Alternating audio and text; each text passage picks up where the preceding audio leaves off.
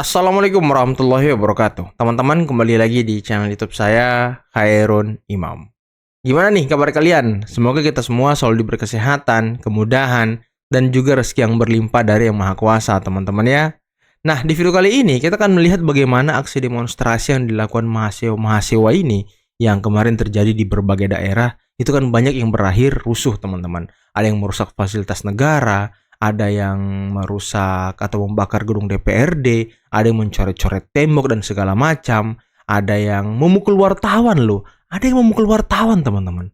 Luar biasa mahasiswa ini, wartawan dipukuli loh, harusnya wartawan ini dilindungi untuk meliput, malah dipukul. Tapi anehnya ketika mahasiswa ini ditangkap sama polisi, mereka nangis, mewek, minta tolong. Saya pikir mereka jago loh. Saya pikir mereka mentalnya baja gitu. Rupanya kerupuk juga ya kan. Nah, selain itu teman-teman, ada komentar-komentar dari netizen pendukung wabah di media sosial itu udah sangat luar biasa. Ada yang ingin menghancurkan masjid katanya karena di situ ada pendukung 02, banyak pendukung 02. Ada yang ingin atau ada yang mengatakan bahwa Ustadz Adi Hidayat itu nggak ada apa-apanya daripada Anies. Waduh, luar biasa juga pendukung wabah ini ya. Oke teman-teman, tanpa perlu berlama-lama lagi, mari kita simak videonya berikut ini. Nah, ini aksi demo yang merusak fasilitas negara teman-teman ya. Nah, membakar gedung DPRD. Ngomong apa ya? Ada mahasiswa gitu. Jadi mahasiswa ya. Jagoan-jagoan nih guys, jagoan-jagoan katanya. Waduh.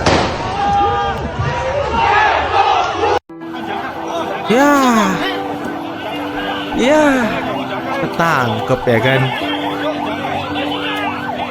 Waduh, sobek-sobek bajunya. Ayo berani dong, lawan dong. Waduh. Kirain jago deh kan.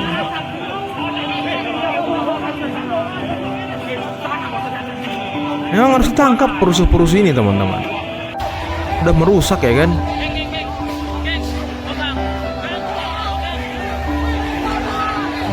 Tangkap ya semuanya pak. Jangan kasih ampun. Pokoknya.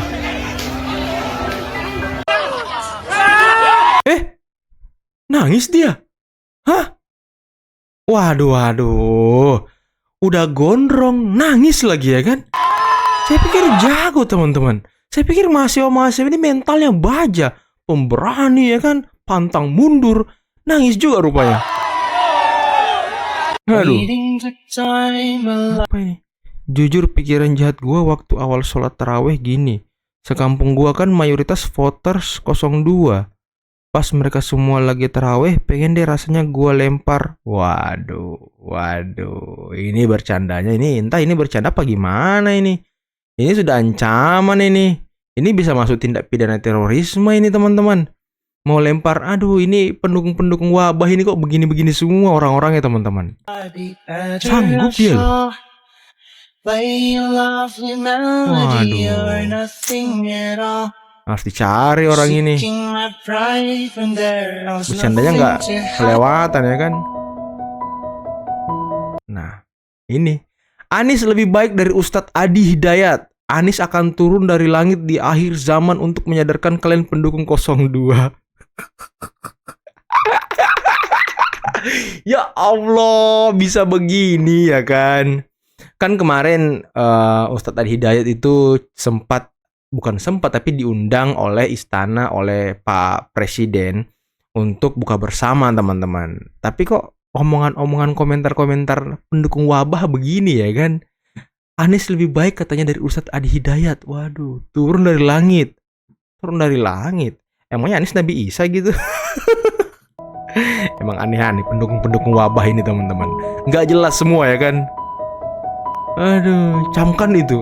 Ngomong camkan itu pula dia ya kan.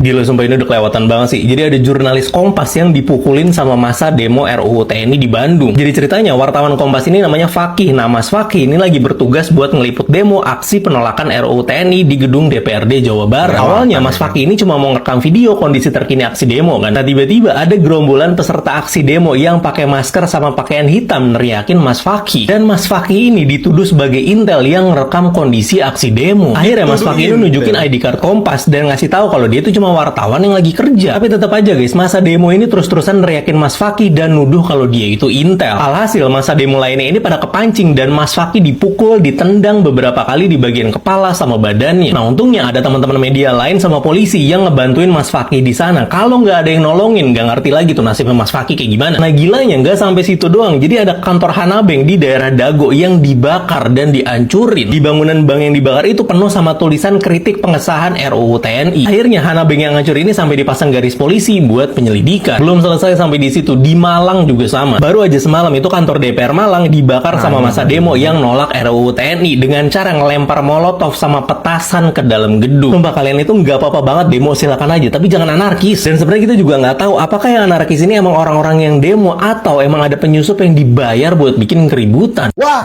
Nah, kalau sebelum kita lanjut teman-teman ya, kalau analisis saya ya, sepertinya ini memang ada upaya cipta kondisi untuk mengulang aksi demonstrasi tahun 98 gitu.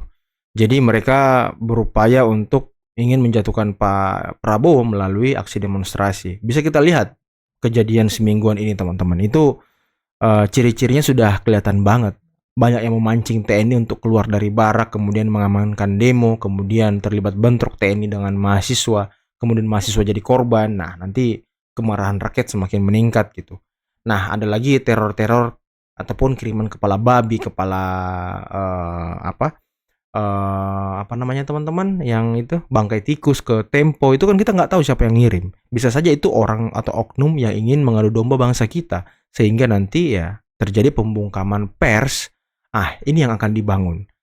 Isu pembungkaman pers yang akan dibangun, sehingga ya isunya ataupun suasananya mirip seperti 98. Gawat nih, Orde Baru mulai bangkit. Kebebasan pers mulai dibungkam. Begitulah kata sebagian orang yang mudah terprovokasi sehingga gagal berpikir logis. Kita semua tuh sepakat bahwa kebebasan pers itu adalah salah satu pilar penting dalam demokrasi. Tapi kalian sadar gak sih, beberapa tahun belakangan banyak media yang menyampaikan informasi tanpa verifikasi mendalam. Bahkan kadang menyebarkan judul yang clickbait hanya demi engagement dan rating. Banyak banget nih pemberitaan yang tidak hanya mengandung disinformasi, tapi juga memicu keresahan publik, menebar ketakutan, dan mengganggu ketertiban nasional. Yang seharusnya kita lawan adalah DFK, disinformasi, fitnah, dan kebencian. Karena ketiga hal ini adalah penyakit yang berbahaya, yang bisa membuat negara kacau balau pastinya. Apa iya kita mau diem aja lihat ini dibiarkan? Kebebasan pers yang kebablasan justru bisa merugikan. Misalnya nih, dengan ada penghasutan yang dapat memecah persatuan bangsa. Kebebasan pers itu bukan berarti kebebasan seenaknya yang bisa ngelanggar batasan etika dan moral. Apalagi nih,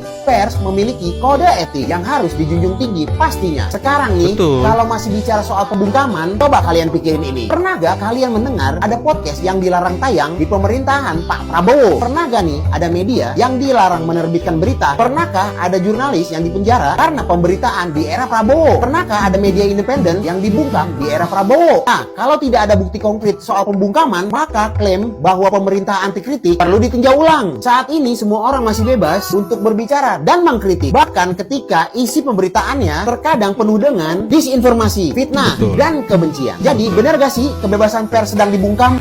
Mahasiswa tidak boleh diam, mahasiswa harus bersuara. Jangan biarkan teman-teman kita di Jawa sana babak belur, patah tulangnya, pecah kepalanya. Banyak sekali kata-kata itu di media sosial. Banyak banget. Dan teman-teman, saya juga baru lihat berita bahwasanya ada berita yang mengatakan media tempe mendapat kiriman kepala babi. Wow. Dan anehnya, datang teman-teman media mempertanyakan itu kepada pemerintah.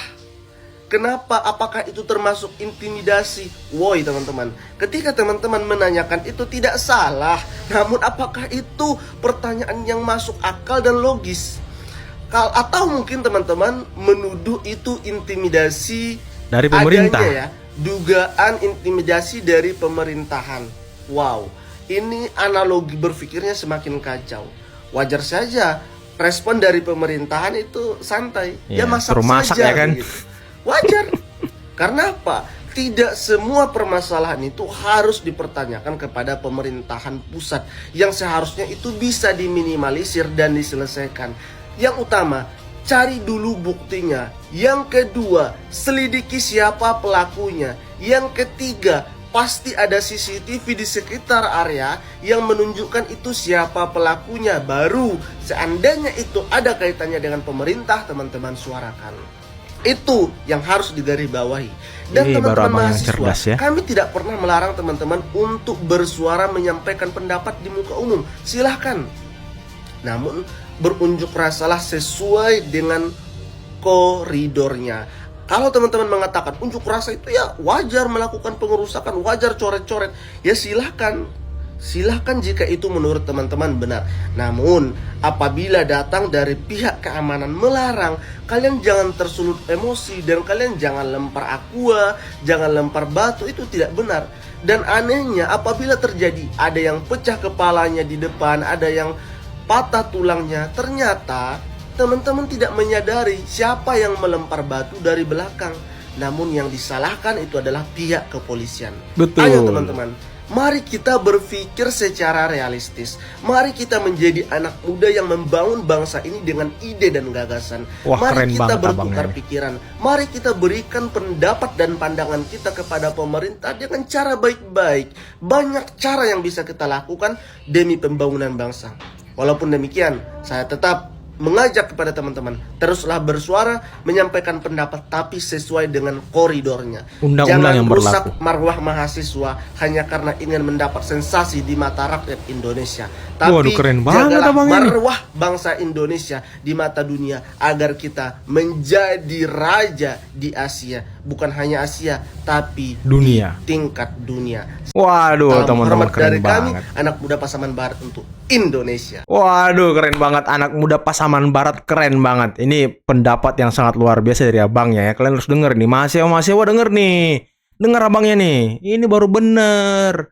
Jangan terlalu mudah tersulut. Jangan mudah terprovokasi. Hati-hati DFK, teman-teman. Dan tadi buat kalian mahasiswa yang merusak fasilitas negara, yang merusak fasilitas umum, yang menghancurkan Hana Bank tadi kalau nggak salah ya.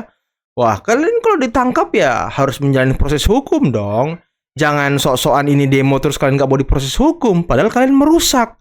Nah, ini yang harus dibangun nih. Kalian merusak, berarti kalian harus diproses hukum sesuai dengan undang-undang yang berlaku. Apalagi tadi Hana Bank-nya sudah digaris polisi, teman-teman. Dan tadi komentar-komentar ternak-ternak wabah ini, ternak onta ini, wah menakutkan sekali teman-teman ya.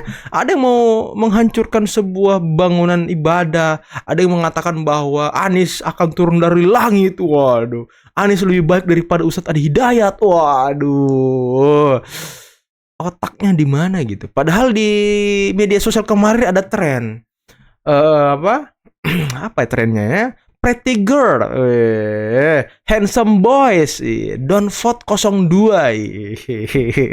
Emangnya kalian gak lihat tuh komentar-komentar pendukung wabah kayak gitu tadi, handsome boys, pretty girl, tapi nggak smart gitu ya kan. Oke teman-teman, mungkin cukup sekian dulu video kali ini. Jangan lupa like, subscribe, dan share videonya. Akhir kata, billahi taufiq wal hidayah. Wassalamualaikum warahmatullahi wabarakatuh. Bye bye.